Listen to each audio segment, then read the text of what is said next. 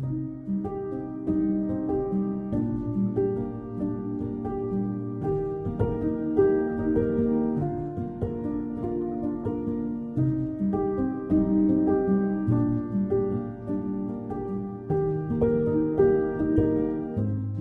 Heather, I'm here today because I drive by all the time, and for years I have. A little bit of experience with Turning Point, not a lot. And I'm like, what do you guys do there? So I'm here today to learn. If you could share with me a little bit about your programming, and then I'm going to be nosy if you'll let me, and I want to see your facility a little bit. So tell me, what is Turning Point? How would you describe it? I would describe Turning Point as a place where individuals can come when they have found themselves displaced, homeless, or just coming out of a situation maybe where they need a hand up for a couple months. People who are able to work, people who are able to pass a drug test, and ready to take the next step in their life. Financial literacy and learning how to forgive themselves for past mistakes, learning how to parent, learning how to take the life skills that they've learned here to graduate and be an independent person who can maintain their own budget, eat healthy, and just be a little bit further along in their life than when they started. Okay, so I'm ignorant. I want to repeat what I said so I get this right. Sometimes we hear Turning Point as a shelter, and I think, oh, they're just going in to get out of the weather and we're giving them a roof. But that's not at all what you're doing here. You're giving people the tools they need to go to the next step. And their reason for being here might be completely different from one person to the next. Yeah. And it's not all decision-based why they're here. Some is circumstantial. We have classes through the week. Monday night is our financial literacy class. Tuesday night is called Living Free. Wednesday night we have Bible study. Thursday night is communications and group therapy. And then Friday, everybody goes through their budget with our case managers. It sounds like maybe I should show up to some of those. It wouldn't be a bad thing. Yeah. So are you guys doing this all on your own, or do you have community partners, or how are you doing those things? Because that's a lot to take on. Yeah, we definitely do not do this alone. We have several community partners and volunteers. For instance, Dana Stanley from the Purdue Extension Board has been a faithful volunteer to teach our financial class. So we have volunteers from area churches, from area organizations that come in and help everything run really smooth. And what's the duration that someone's here? I know it's probably different all the time, but is it they're here for a month, they're here for a year, and what do you see, and what do you consider successful? Do they have to have so many dollars when they leave here? They have to have a job, show supporting. How do you define success, and then how long are they here? It's a really good question. I don't think that I can define success for anyone. My goal is to help people understand their dreams, to give them an opportunity to build on that and to understand what success means to them. What success means to you and I could be totally different to somebody else. So we do have a 6-month program that is kind of flexible, 6 to 9 months. Mm-hmm. So the affordable housing crisis that we have here has really affected us big time. So many people are trying to understand it and understand it at a level to where we can create change, because it is such a complex issue all over the place. So when it comes to the 6-month point, we evaluate and see, does this person have enough to become an independent person without financial help? So our goal is to have every resident save $5,000 before they graduate. The goal is to have permanent housing set up before they leave. Any sort of insecurity that might be an issue as far as food insecurities, anything like that, we want to make sure that everybody is set up for success before they leave. So if we get to a 6-month point and we have our evaluation and somebody might not be ready to graduate yet, we do ask them to stay and just to get to the point where they feel confident, where they do feel like they can succeed, and we have helped them create a map to their dreams, which is their idea of success. Great. So. Now, is there follow-up? Do you stay in touch with with these clients? I'm sorry, Yeah. clients, families.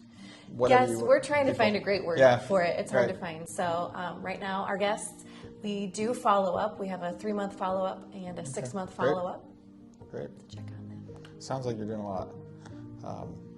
More than it looks like from the outside. Yeah. So saying that, I'm going to be real. I told you I was going to be a nosy neighbor. Can I walk through the facility? Are we able to do that? Yeah. Can you show me around? Yeah, we can do that. Perfect. That'd be great.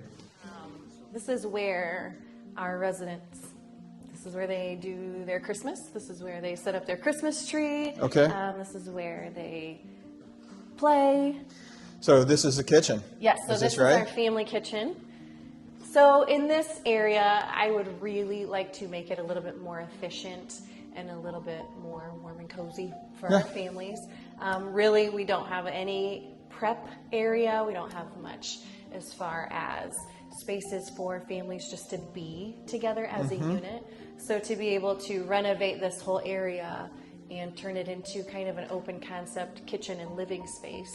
Just putting the Christmas tree in here, having games in here, being able to be together as a unit, I think is really Do you see the families coming together, or is it they stay individual pods, or do they like to be together, the families? I mean, it probably depends on who's in here, probably too.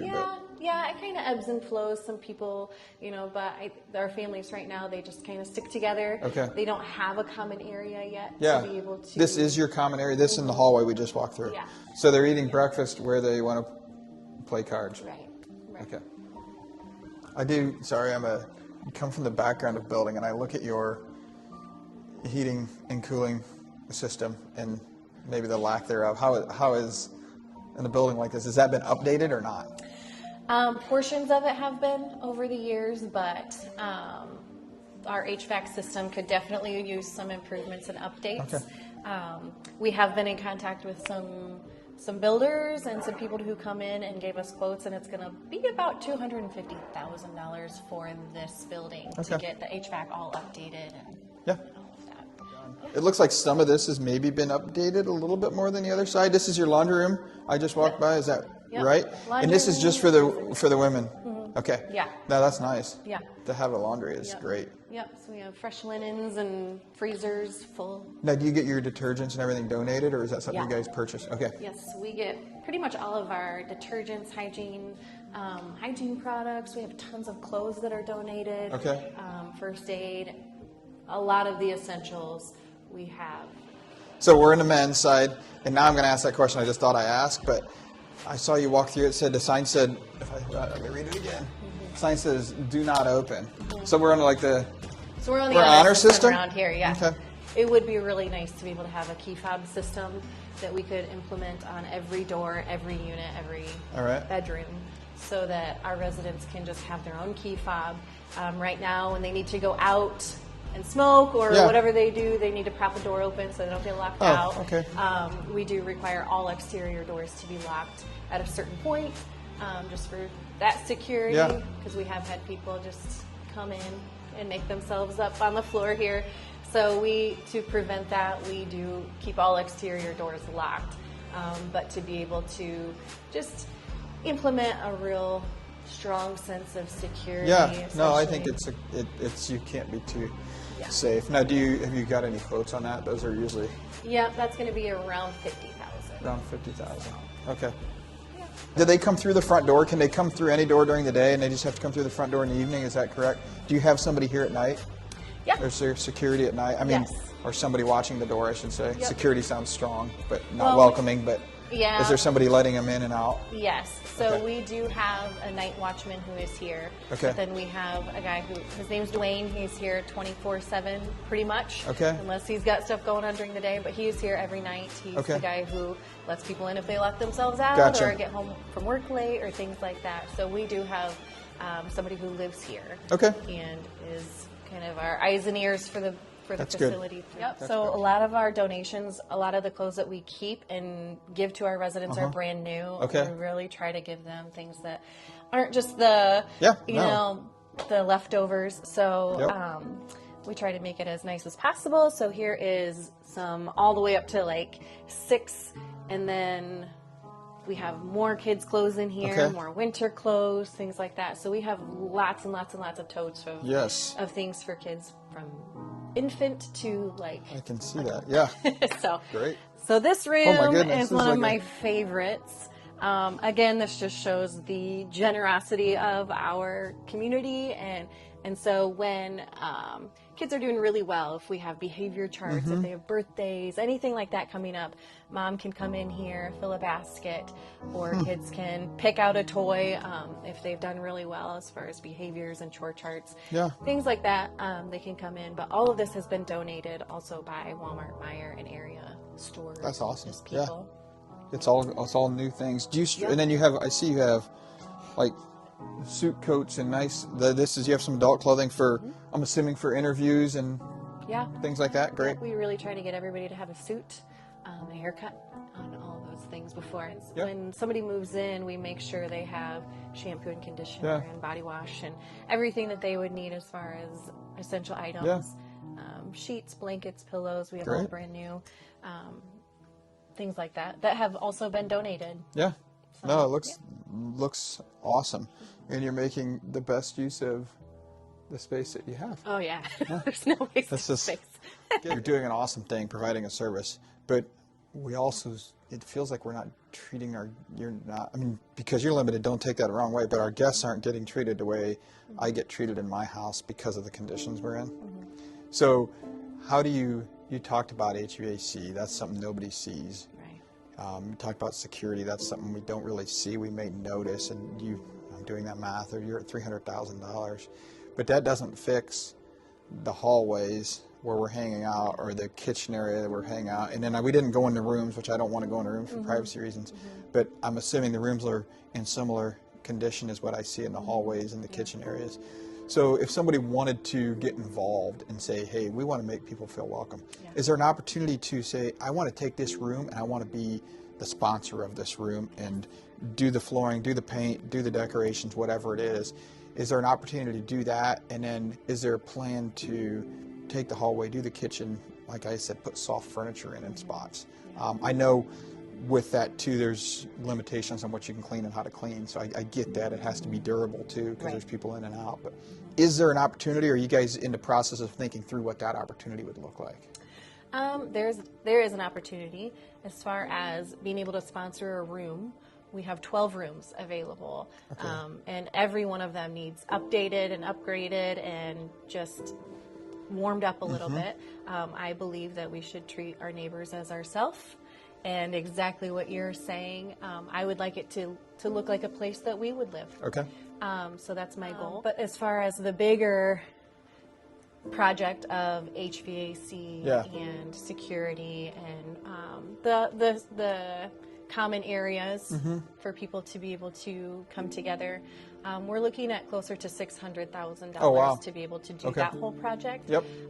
And so to be able to contribute to this project, we're breaking it into smaller phases. Okay. So we have, like I said, we've had JICI come in. They have given us a pretty accurate quote. We've been able to see what can be done, if it's worth even doing. Yep. We had that conversation. Is it worth putting the money into this building? And we came to the conclusion that it really is, because the location is perfect. We have a lot of people who have to walk to work. Yep.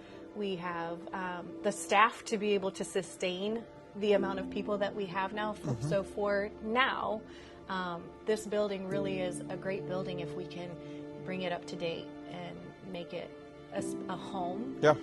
Because it was ran as a crisis shelter for so long, we're changing this. There's a stigma attached to it. There's a feeling here that I believe it's time to make it feel more like a home for people, because this is their home. So to be able to contribute to that, we have multiple ways to donate financially, whether it's just to come in yourself and bring a donation if you would like. You can scan a QR code. You can go on our website. You can go on our Facebook page and Instagram page. There's multiple avenues to be able to donate financially. Good. No, I think, again, it goes back to fixing, but the key terms and phrase for the last several years in these churches have been doing life together in these life groups or small groups or whatever you want to call them.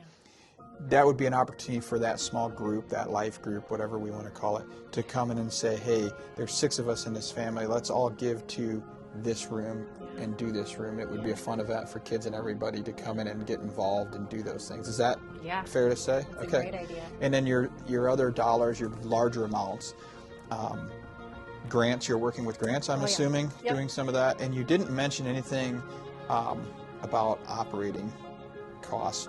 You guys, I'm assuming you're doing pretty well on the operating side of things, it sounds like, and it's just some of these, let's get up even, and once we're even, we can maintain. Is that what I'm hearing? Yes. Perfect. Well, this has been good. Like I said, I'm nosy. I've been going by for every day. I don't know what happens here. If I don't stop and ask, I won't know. Right. So we're stopping, we're asking. Hopefully other people can see what you guys are doing here. So I really do appreciate it. Thank you. Thanks.